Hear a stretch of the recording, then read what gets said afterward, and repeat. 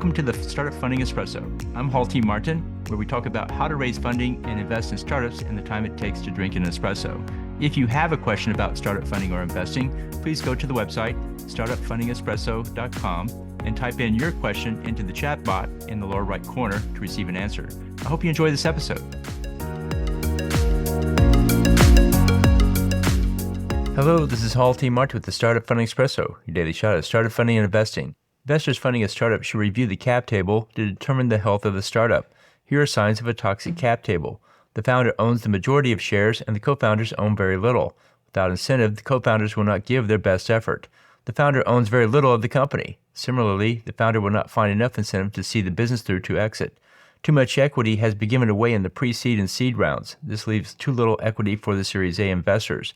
The valuation was too high at the pre-seed or seed stage, leaving no room for Series A investors to join, who have a ceiling on the valuation they will accept. There are too many investors on the cap table. There's a limit to how many investors can be on the cap table, and giving up too many places can be a problem for future fundraise rounds. There's no option pool for investors at the Series A level or later. This means all compensation to employees will come from cash.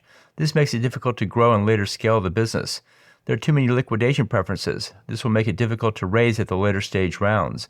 Look for these signs of a toxic cap table. Thank you for joining us for the Startup Funding Espresso, where we help startups and investors connect for funding. Let's go start listening to today. Halti Martin is the director of Investor Connect, which is a 501c3 nonprofit dedicated to the education of investors for early stage funding. All opinions expressed by Hall and podcast guests are solely their own opinions and do not reflect the opinion of Investor Connect. This podcast is for informational purposes only and should not be relied upon as a basis for investment decisions.